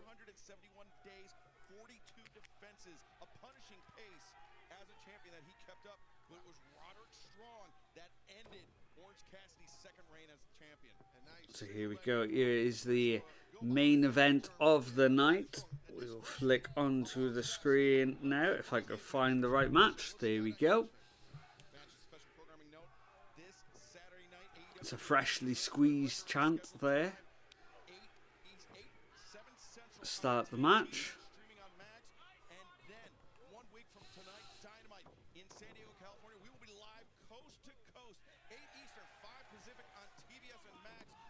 Orange Cassidy with a backslide roll up. Oh, only 2 count. Oh, he threatened Roderick Strong with a chop. Didn't land it though. Just letting Roddy know that it was there if he wanted it.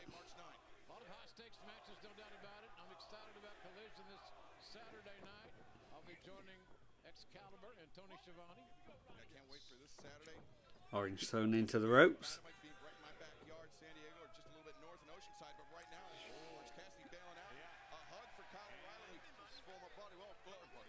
Okay, so Orange Cassidy came out, give Kyle O'Reilly a big hug on the outside.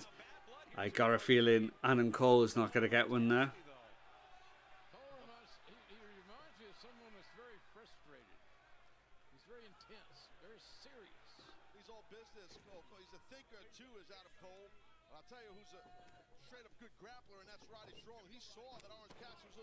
Big shoulder block takes down Orange Cassidy.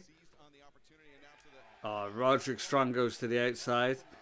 And everyone gets a hug this time. Oh, Orange Cassidy with a suicide dive. Throws Roderick back into the ring now.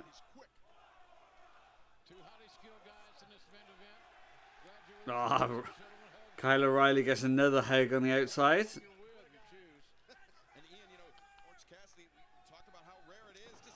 Oh,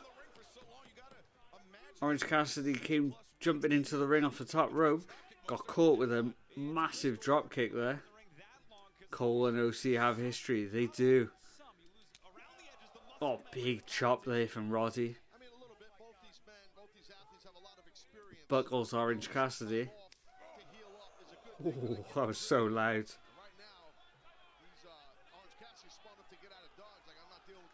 Orange Cassidy not sticking around in the ring to just get chopped off the chop. Rolls out very wisely. Their skill sets are similar. They're both outstanding stars. Oh, Roddy Strong. WCW's Orange Cassidy as he was coming in into the bottom rope. Oh. Slingshot power slam from Roddy. Very nice move there.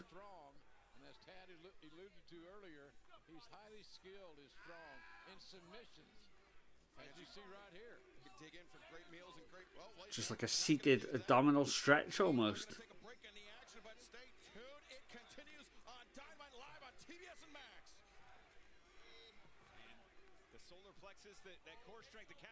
Well, Roddy lifting up Orange Cassidy onto his shoulders. Oh, just drops him across the top rope. You're right, Nick. He does have a very fitting surname. Deceivingly strong. Deceivingly so.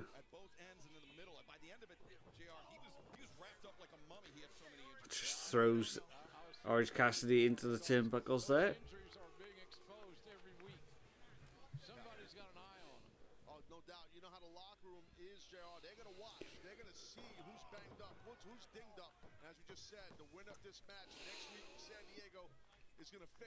So yeah, the winner of this match faces Takeshita next week. And then the winner will face Kenny Omega at the pay-per-view. I mean, we all think it's going to be Takeshita making his way all the way there, but we shall see.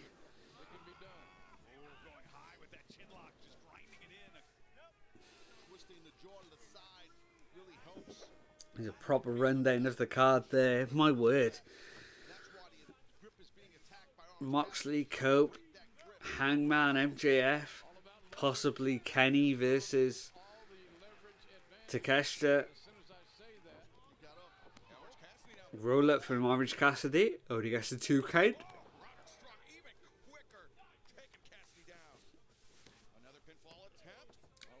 2 count again for Roddy there.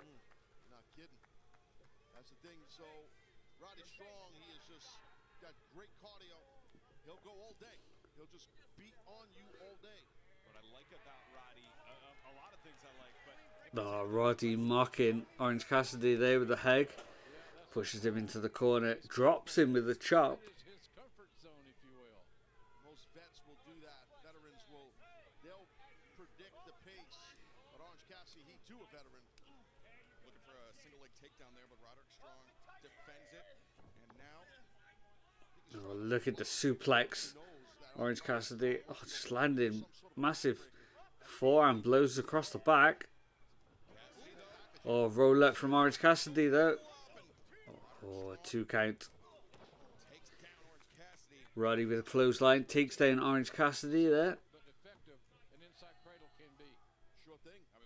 Just tying up the legs.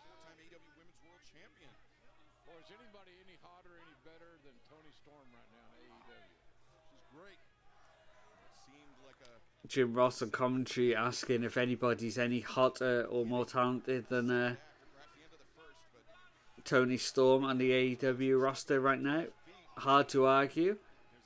Main event in that Grand Slam event Saturday night. Kick off from Cassidy. Oh, pop-up enziguri from Roderick Strong.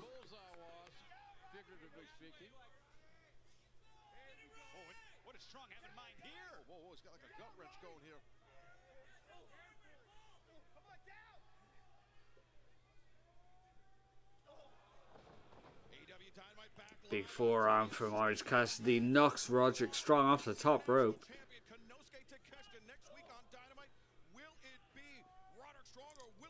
Cassidy springboard DDT on the Roddy.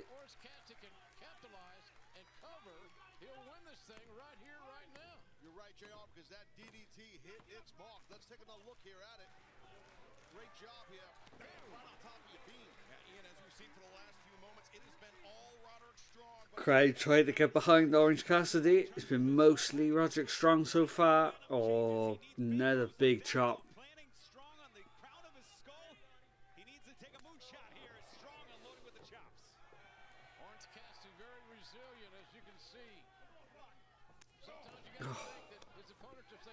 Oh, Cassidy tried to fire himself up. Oh, we can get the hands in the pockets. We do. Oh, can't defend himself. 2 chops. Oh, missile drop kick from Orange Cassidy. Keeps up.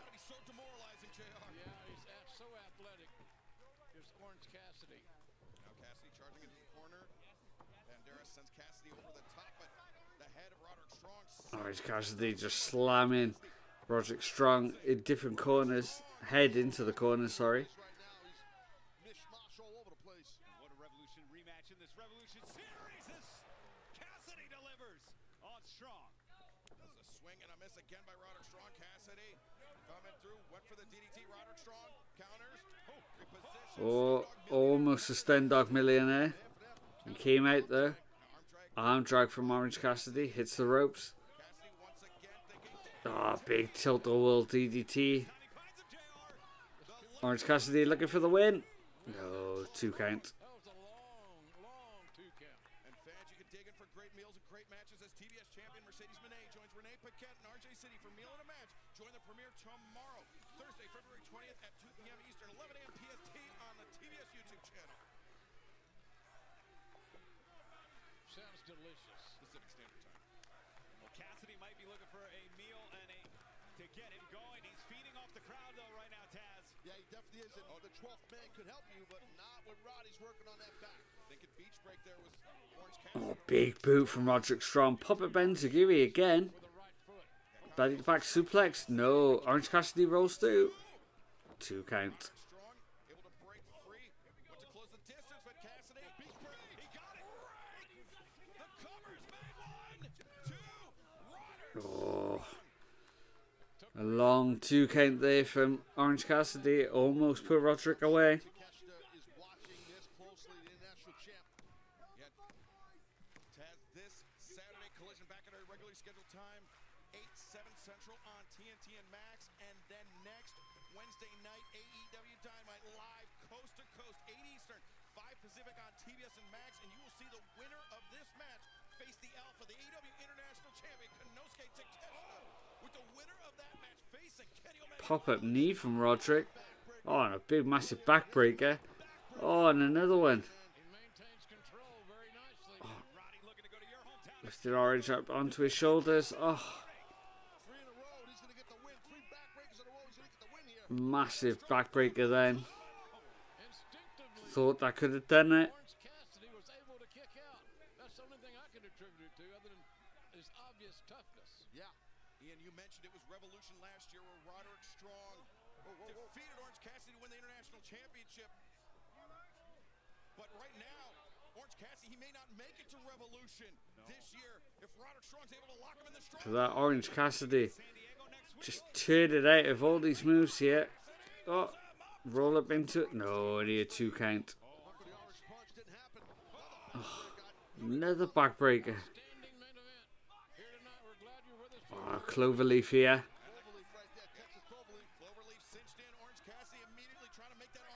No, Orange manages to struggle to the ropes. If he'd been caught in that for any length of time, that could have been it. He's a fighter. He's got a great fighting spirit, does Orange Cassidy. Because we've seen him win, guys, a lot of matches when you would have sworn he was done. Now, you do not become the longest reigning AEW International Champion by accident. You know, a punishing pace. Big boots from Orange Cassidy. But punishing kicks to that point, JR. Hard kicks. Oh, pop-up gutbuster there from Roderick Strong. Oh, by a massive boot. Change your expression in a hurry, literally and figuratively. Oh, there's the Stun Dog Millionaire. Great count, and now he's going to go for that orange punch. Orange Cassidy is, I'm telling you. Orange Cassidy maybe looking for that orange punch. He gets it. Middle of the ring. Is that could be enough? It is. Orange Cassidy picking up the win here. Adam Cole not looking very happy on the outside. Yeah, Nick says hell of a match so far. Tony D enjoying the match as well. Good match, not gonna lie. It was really good match. Orange Cassidy punching his ticket for Dynamite 1 week from tonight, where he will have the opportunity to become a 3-time Yeah, before the champion as he show started, I wouldn't have thought this was going to be the main event, but I think it was probably right to main event actually. And Tony Schiavone is in the ring now. Gonna get a post-match interview from Orange Cassidy. Look how beat up his chest is there. Is back and looking better than ever, winning the match in Orange Cassidy next week live. Such a good night. I agree, Tony. Really good night. Diego, you and Takeshita one-on-one Oh, for the international Orange Cassidy versus Takeshita next week. Wow. Revolution. But if you win, you'll become the international champion and probably be the greatest international champion of all time here in AEW. Ah, before Orange Cassidy could even say a word, though.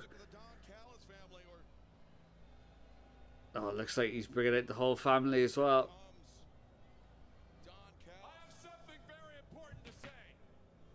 Well, look, there's Takeshita.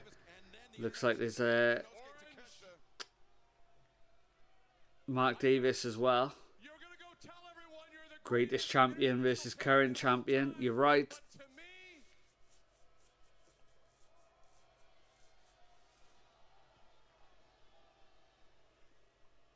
To me, you're nothing but a red-headed hippie. You're nothing but a loudmouth punk. Get up! Oh, no. Come on. Oh, Mark Davis and Takeshita both just attacking Orange Cassidy.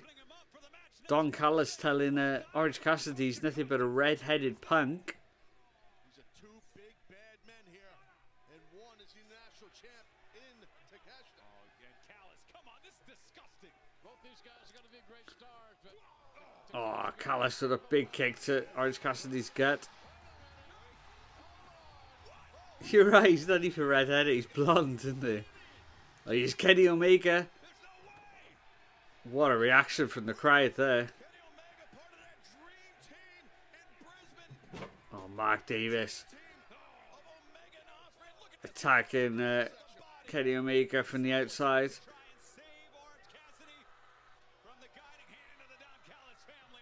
Oh, Takeshita just attacking the midsection there. Kenny Omega. Oh, big rolling elbow.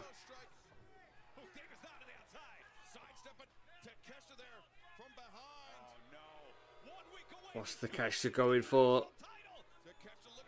Oh, don't know what he was going for, but he got caught with the stun dog.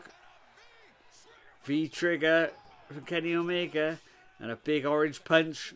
Just got the worst of it, but he seems to be in control still of his faculties, if you will. Somehow, some way, Orange Cassidy and Omega turned the tables. It was amazing when we saw Ospreay and Omega working together in Brisbane, and we just saw Ospreay and Omega and Orange working together tonight. And they might meet at Revolution. I mean, one of these three men. What a team. Orange Cassidy and Kenny Omega. Kenny Omega lifting up that title right in front of Takeshita there.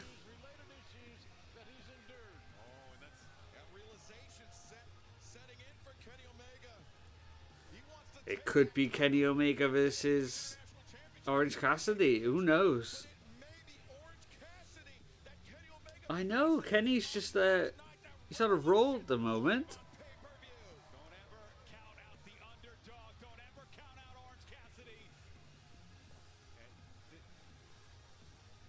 And there he is, back with his battle cry music as well. Wow, Gabe Kidd coming to Collision. I did not see that coming at all. There's the Death Riders in a World Trios match as well on Saturday night.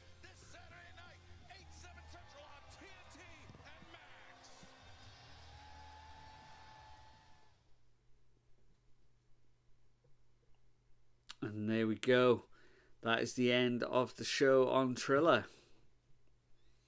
Wow, so guys, what did we think of the show?